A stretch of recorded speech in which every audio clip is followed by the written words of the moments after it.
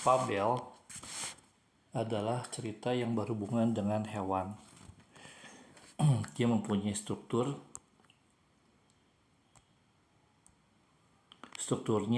yaitu dia berorientasi pada pelaku dan tempat.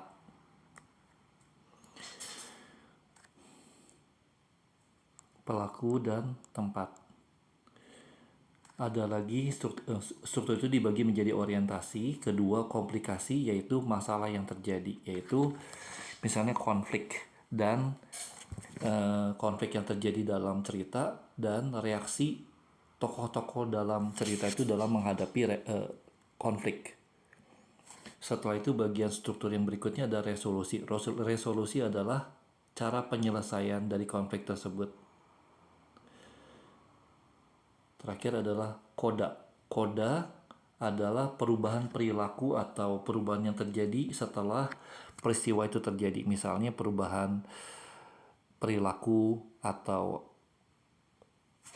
atau bagaimana nasib karakter si tokohnya itu. Tokoh utama ataupun tokoh antagonisnya.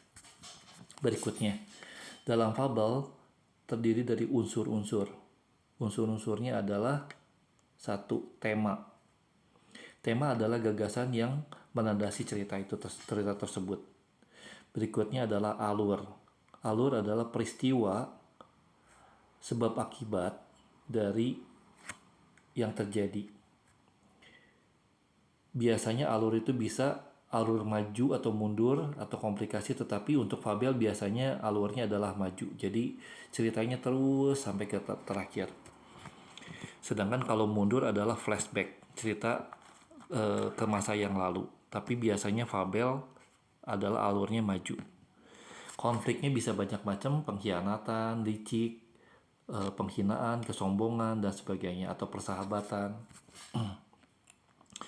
Berikutnya setelah itu di dalam alurnya itu ada solusi, yaitu solusinya bagaimana, misalnya diperbaiki karakter tokoh utamanya atau apa, atau kecerdikan si tokoh utama sehingga bisa menyelesaikan permasalahan, atau mungkin dia mengandung nilai moral dari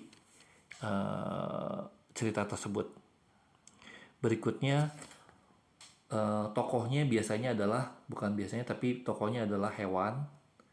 Dia punya watak, hewan itu tersebut misalnya punya watak protagonis untuk tokoh utamanya, yaitu tokoh utama, atau antagonis, misalnya tokoh yang jahatnya. Protagonis misalnya si kancil dengan buaya, protagonisnya adalah kancil dan antagonisnya adalah buaya. Berikutnya dari karakter itu ada yang baik atau jahat, dan biasanya mudah ditebak. Yang baik biasanya akhirnya bahagia, dan yang jahat biasanya akhirnya sengsara.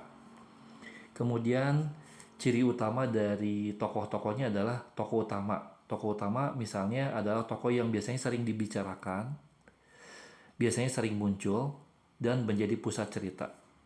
Di samping itu tokohnya juga ada tokoh pembantu, yaitu cuman buat membantu tokoh utama biasanya, supaya tidak monoton.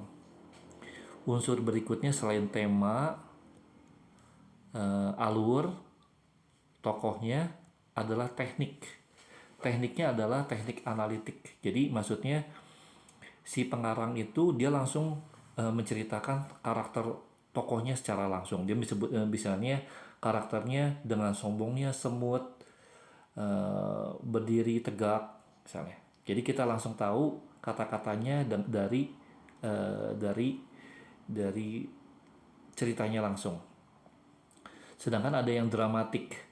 Dramatik ini adalah dia tidak secara langsung disebutkan. Jadi dia secara garis besar, misalnya dari pelukisan karakternya, terus dari reaksinya tokoh-tokohnya segala macam, atau reaksi tokoh lain terhadap si karakter utamanya.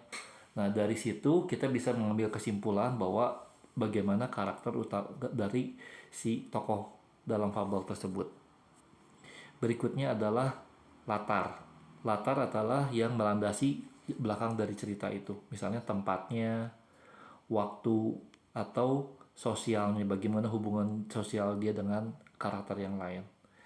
Terakhir adalah unsur dari fabel adalah amanat. Amanatnya biasanya amanat itu apa?